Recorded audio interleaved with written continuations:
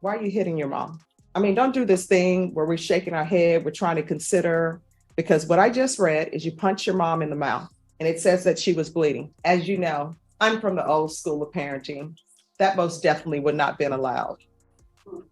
And all of this because you wanted her to drive you to the store and she said, no, walk. Buckle up, guys. Today we're diving straight into a courtroom moment that'll leave you stunned. A man stands accused of assaulting his own mother over a ride to the store. Not just an argument, a full-blown punch to the face hard enough to make her bleed. The charge? Felony assault. The reason? She wouldn't take him shopping. The judge's reaction is immediate, part disbelief, part fury. This isn't just about law and order. This is about crossing a sacred line. There's tension in every word she says. You can feel the room shift, and this is just the beginning. And are you Mr. Ronnie Simmons? Yes. Mr. Simmons, I'm showing you what's entitled Court Admonishments and Defendant's Waivers and Affidavit of Admonitions. Did you review that document with your attorney? Did you understand it? Did you sign it in all the appropriate places? Did you understand what you're charged with is assault, family, second offense? That's a third-degree felony. The range of punishment is anywhere from 2 to 10 years in prison and up to a $10,000 fine. Did you understand? Yes. Did you understand if the court were to grant your application for deferred adjudication, if for any reason your deferred adjudication were revoked, the court could find you guilty and sentence you up to 10 years in prison and up to a $10,000 fine? Counsel, has the client been able to provide you with any defenses? Yes, sir. Showing you the plea bargain page, did you review that case? I'm sorry, did you review that page with your attorney? Did you understand it? Yes. According to the plea bargain agreement, the state is recommending deferred adjudication. And Mr. Simmons, did you understand that to be the entirety of your plea bargain agreement? Yes. Defense, is that the plea bargain agreement? Yes, sir. State, is that the plea bargain agreement? It is. Next, I'm showing you outside the plea bargain agreement. State is requesting that your deferred adjudication be for a term of 5 years. There'll be a TAP evaluation, no contact with Cheryl Simmons, no harmful or injurious contact with Ronald Simmons. And of course, there's an affirmative finding of family violence. I know that you all have put affirmative finding of family violence below the line, but if I deem that this is a family violence case, there will be an affirmative finding of family violence. Does everyone understand? Yes, sir. All right, other than that, did everyone understand that I don't have to follow the recommendations from the state? Did you understand? Yes. All right, then to the offenses charge, how do you plead? Guilty, not guilty, or no contest? Okay. State, any evidence? The state offers State's Exhibit 1 and all attachments, Your Honor. No objections, Judge. Court will accept into evidence State's Exhibits 1 and attachments and review the same.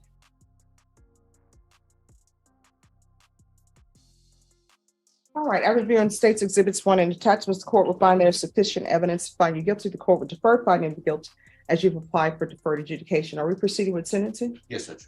All right, so first question I have, Ronald Simmons. Is Ronald Simmons married to your mom, and do they live together or no? Father, actually, Judge. And Right. I think your service will never get it. So they live together. How old are you? 32. You're 32 years old. And is this complaint in this case your biological mother? Yes. Why are you hitting your mom? I mean, don't do this thing where we're shaking our head, we're trying to consider, because what I just read is you punch your mom in the mouth. We only get one mother, and it says that she was bleeding. I mean, if you want a jury trial, I'm here. Anybody who wants a jury trial is more than welcome to have it. But it appears that you have some anger issues because this is a family violence second. This is not a first. How old is your mother? 46. When's her birthday? May 30. You sound very unsure. All right. So why are you hitting on your mom?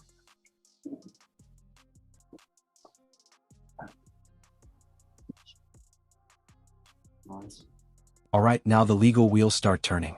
Judge Boyd calmly reviews the formal charge, second-degree felony assault on a family member, second offense. That's no slap on the wrist. But the defendant? He looks amused. There's a grin, a smugness like none of this matters. He confirms everything with zero emotion. The judge keeps her tone level, but you can sense her building frustration. This isn't just disrespectful, it's chilling. You expect fear or guilt, but you get detachment. It's as if he thinks he's untouchable. And trust me, the judge sees right through him.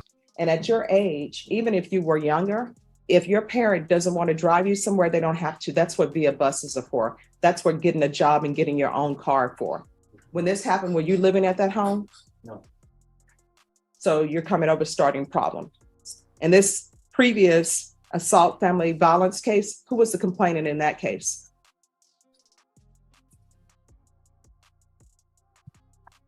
On March 25th, 2022, you were convicted of assault, bodily injury, family household, and cause number 669877.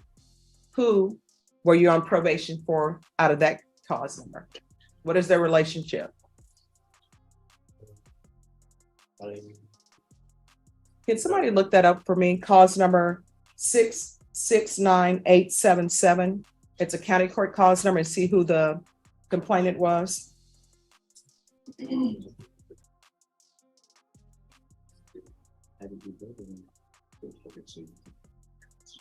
Cheryl What are the Simmons, parents? Judge? Cheryl Simmons. Yes. So the same person. What is your issue with your mom? I don't understand people who hit their mothers and their parents. As you know, I'm from the old school of parenting. That most definitely would not have been allowed.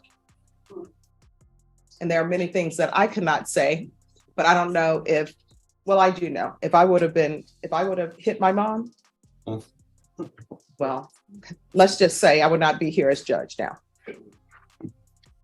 But people would probably be saying, oh, we remember Stephanie. She was such a nice little girl. So why are you hitting on your mom? And this is not the first time. There has to be a reason for it. Why do you think it's okay to hit your mother? I mean, I could sit here and say I didn't, but I mean, I said no context, so. Well, no, I mean, you've done it before in the past. So I'm trying to figure out why you're hitting on your mom. Why do you think that's okay? Oh, you want a jury trial? No, I'm just answering the question. Well, we have two cases with you involving your mom. So you're saying on both occasions, you never put your hands on her. And the fact that they're saying that she's bleeding from the lip, that's just, I don't know, something she did to herself.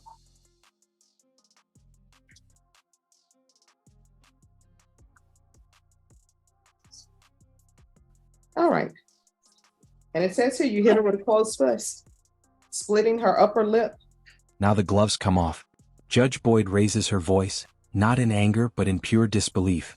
You hit your own mom? She asks, almost like she can't believe she has to say it out loud.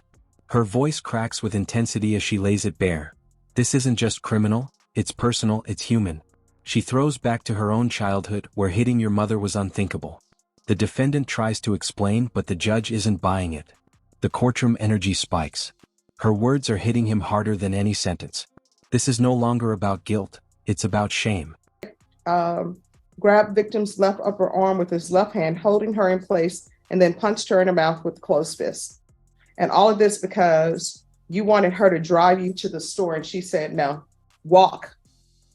I don't know what people, in this day and age, people act like children can't ride the school bus. They got to have a nice car. People can't walk to where they need to go because it's embarrassing, or get on the via bus because it's embarrassing.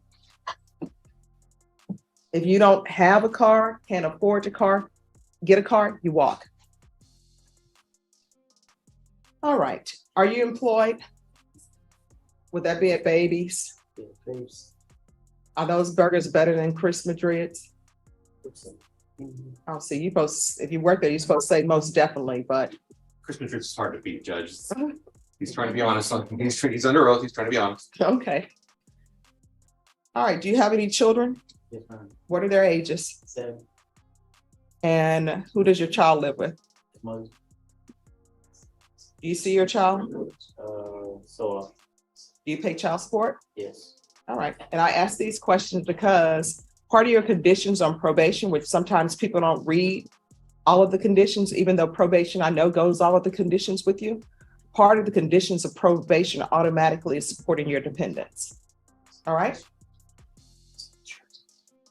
All right. 6 years deferred adjudication, proof of employment, within 30 days. There's to be no employment as a home health care provider or with minors. No unsupervised contact with minors. No contact with Cheryl Ann Simmons, and that's with one M. There's an affirmative finding of family violence. I'm going to want regular reporting by Zoom or in person, regular UAs. I'm going to want field visits 2 times per month until further notice, the BIPP course, anger management, probation. Is there anything else he needs? Connor, did you mention community service hours? Let me do that. There's to be no harmful or injurious contact with Ronald Simmons. 200 hours of community service restitution. 40 of those hours will be waived if you provide proof of the COVID vaccination. Court is not requiring you to get that, but if you do, 40 of those hours will be waived. Parenting classes with triple P. Anything else you need from the court in order to be successful? I'm sorry? Showing you what's entitled Trial Court Certification of Defendant's Rights to Appeal. Did you review that document with your attorney? Did you understand it and did you sign it? Because this is plea bargaining agreement, because I followed your plea bargaining agreement, because you waive your right to appeal, you do not have the court's permission to appeal. And because this is an affirmative finding of family violence, you're not allowed to own or possess any weapons or ammunition. If you have a question over what a weapon or ammunition is, you'll need to speak to an attorney. Do you understand? All right, we can go off the record. Good luck to you. You only get one mom in this world. And you know what? The way you're treating your mom, you're asking for your son to behave in that same manner. And your son may end up going before a judge because they're looking to you and you're educating them on how to solve problems. And this is not the way you do it. Do you understand? From here on out, everything you do, you need to ask yourself a question before you make a decision. Is this something that could potentially result in me going to prison for 10 years? And if the answer to that question is maybe. This is where the courtroom turns ice cold. Judge Boyd reads the police report, and it's brutal. Closed fist, busted lip, blood on the floor. The details cut deep. And what does the defendant do? He smiles. Not nervously, arrogantly. The judge freezes. She can't believe it. You think this is funny? She snaps. And right there, the whole courtroom feels it. This man has no remorse. She calls him out for having a child and still acting this way. The irony stings. A man hurting his own mother, working in a store full of babies. That's the moment reality hits hardest.